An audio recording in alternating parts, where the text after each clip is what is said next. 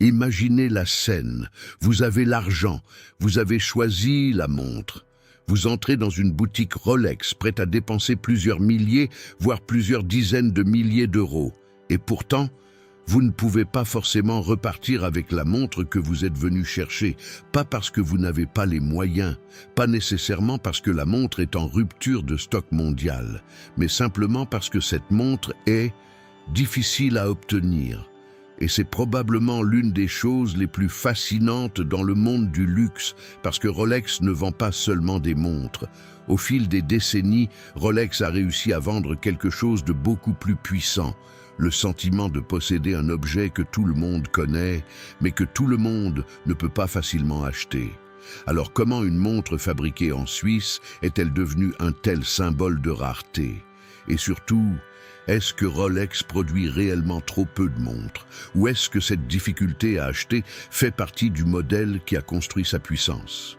Pour comprendre cela, il faut revenir bien avant les listes d'attente et les vitrines presque vides. Il faut revenir au début du XXe siècle. En 1905, un jeune entrepreneur nommé Hans Wilsdorf crée à Londres une entreprise spécialisée dans la distribution de montres.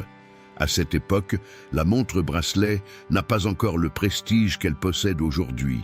Les montres de poche sont encore largement dominantes, et les montres portées au poignet sont considérées par beaucoup comme moins précises et moins fiables. Wilsdorf pense exactement l'inverse. Il imagine qu'une montre portée au poignet pourrait devenir un véritable instrument de précision. Il travaille alors avec des fabricants suisses spécialisés dans les petits mouvements. En 1908, le nom Rolex apparaît. Quelques années plus tard, la marque commence déjà à construire quelque chose de très important, une réputation. En 1910, une montre Rolex obtient un certificat de précision chronométrique en Suisse.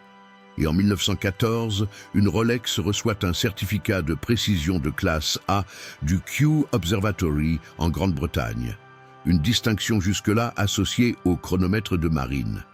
Mais le véritable tournant arrive en 1926. Cette année-là, Rolex présente l'Oyster. Son boîtier hermétiquement fermé est conçu pour protéger le mouvement contre l'eau et la poussière. Et Rolex comprend quelque chose que beaucoup de marques n'ont pas encore totalement compris. Une innovation technique ne suffit pas. Il faut raconter une histoire. En 1927, une jeune nageuse britannique appelée Mercedes Gleitze traverse la Manche avec une Rolex Oyster au poignet. Après plus de 10 heures dans l'eau, la montre fonctionne toujours. Rolex vient de transformer une caractéristique technique en démonstration spectaculaire. La marque ne dit plus seulement « notre montre est étanche ». Elle montre au monde ce dont elle est capable. Et cette façon de communiquer va devenir l'une des grandes forces de Rolex. Pendant des décennies, la maison suisse va associer ses montres à l'exploration, au sport, à l'aventure, à la performance et à certaines des personnalités les plus célèbres du monde. Petit à petit, Rolex ne devient plus simplement une entreprise qui fabrique des montres.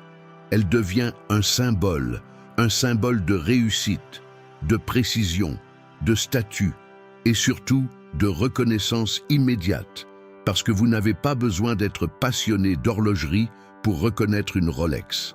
C'est là que le problème devient intéressant. Lorsqu'un produit devient suffisamment désirable, une question apparaît automatiquement. Que se passe-t-il lorsque davantage de personnes veulent l'acheter que de personnes peuvent réellement l'obtenir? Et c'est exactement ce qui va arriver à certaines Rolex modernes. Il faut cependant faire attention à un cliché. Non, toutes les Rolex ne sont pas impossibles à acheter. Certaines références sont plus faciles à trouver que d'autres, et la disponibilité évolue avec le marché. D'ailleurs, après le pic exceptionnel de demande observé pendant la pandémie, la situation s'est améliorée sur plusieurs modèles.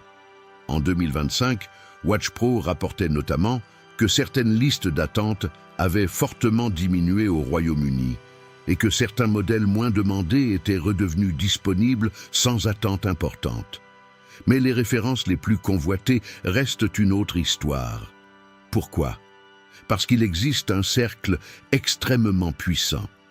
Plus une montre est difficile à obtenir, plus elle devient désirable, plus elle devient désirable, plus les gens la recherchent, et plus les gens la recherchent, plus son statut augmente.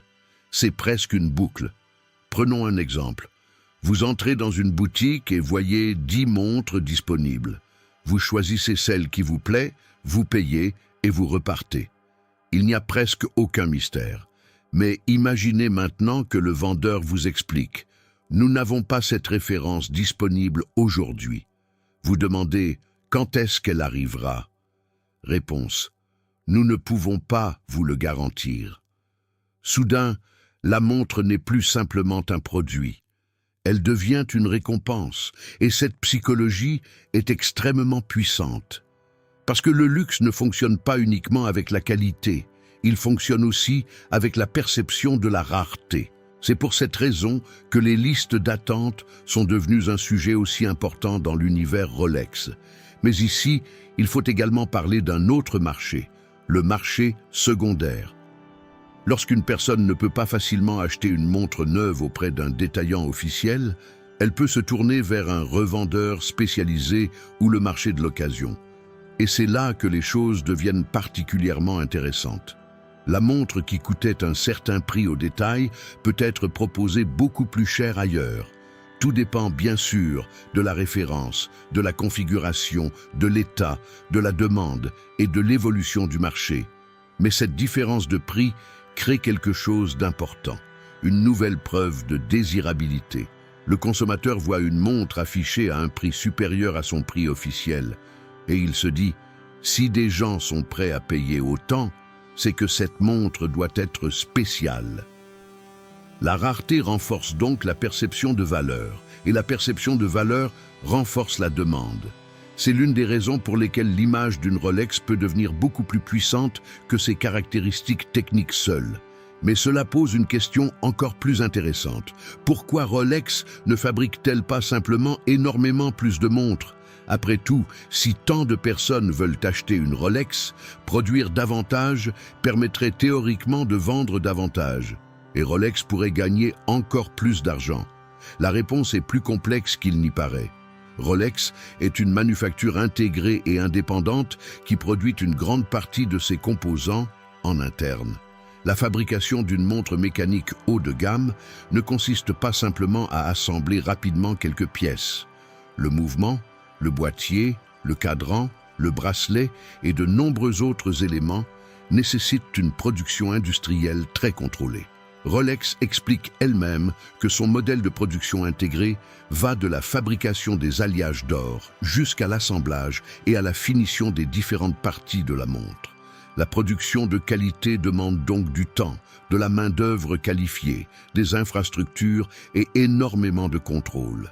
Mais même si Rolex pouvait augmenter sa production, une autre question resterait. Est-ce qu'une Rolex resterait aussi désirable si elle devenait extrêmement facile à acheter? C'est probablement l'une des questions les plus importantes du luxe. Le paradoxe est simple. Si vous voulez préserver l'exclusivité d'un objet, vous ne pouvez pas simplement le rendre omniprésent. Imaginez qu'une Rolex soit aussi facile à acheter qu'une montre classique disponible dans n'importe quel grand magasin. Elle resterait techniquement une excellente montre, mais son pouvoir symbolique pourrait être différent. C'est précisément là que Rolex a construit quelque chose d'extraordinaire.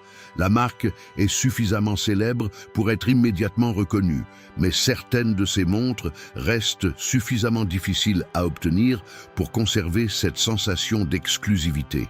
Et il existe une autre dimension que l'on oublie souvent, le réseau de distribution. Acheter une Rolex officielle ne signifie pas simplement aller sur un site internet, choisir une référence et attendre une livraison comme pour un produit électronique. Le système repose largement sur un réseau de détaillants officiels et sur une relation beaucoup plus traditionnelle entre la marque et ses points de vente. Cela signifie que la disponibilité d'une référence précise peut varier selon les marchés et les périodes. Et c'est précisément cette incertitude qui alimente une partie de la frustration des acheteurs. Vous pouvez avoir l'argent, vous pouvez même savoir exactement quelle montre vous voulez, mais l'argent ne garantit pas que la montre sera disponible aujourd'hui. Et c'est une différence fondamentale avec la plupart des produits de consommation. Vous ne faites pas simplement un achat, vous essayez d'obtenir quelque chose. Et cette distinction change complètement la psychologie du client. Mais il y a un dernier élément. Rolex n'a pas construit son image uniquement grâce à la rareté. C'est important de le préciser. La marque a passé plus d'un siècle à construire une réputation autour de la précision, de la robustesse, de l'étanchéité, du design et de la fiabilité. Hans Wilsdorf avait compris très tôt qu'une marque ne pouvait pas dépendre uniquement d'un bel objet. Il fallait créer une histoire, il fallait prouver la qualité, il fallait être visible et surtout, il fallait que le nom lui-même ait une valeur. Aujourd'hui, quand quelqu'un voit une Rolex, il ne voit pas seulement un mouvement mécanique, il voit un symbole construit pendant plus de 100 ans.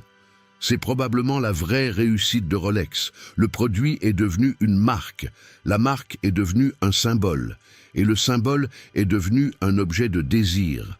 Alors, est-ce que Rolex rend volontairement ses montres difficiles à acheter? La réalité est probablement beaucoup plus complexe que cette théorie. La demande varie énormément selon les références. La production est importante, mais industrielle et contrôlée.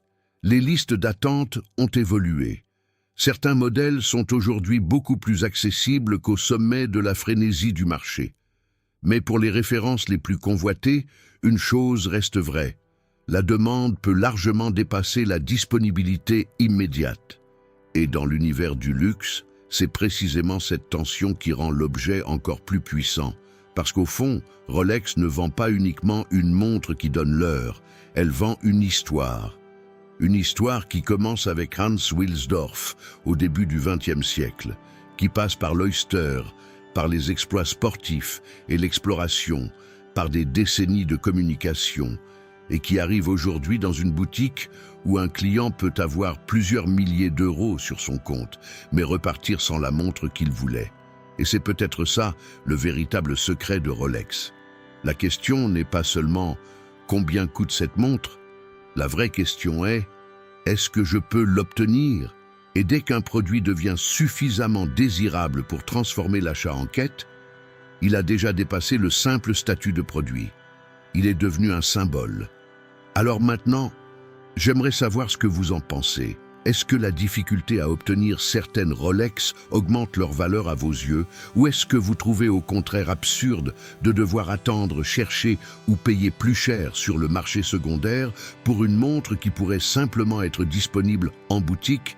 Dites-le moi dans les commentaires. Et si vous aimez comprendre l'histoire, les stratégies et les secrets derrière les grandes maisons horlogères, abonnez-vous. Ici, on ne parle pas seulement de montres, on raconte ce qu'elles représentent.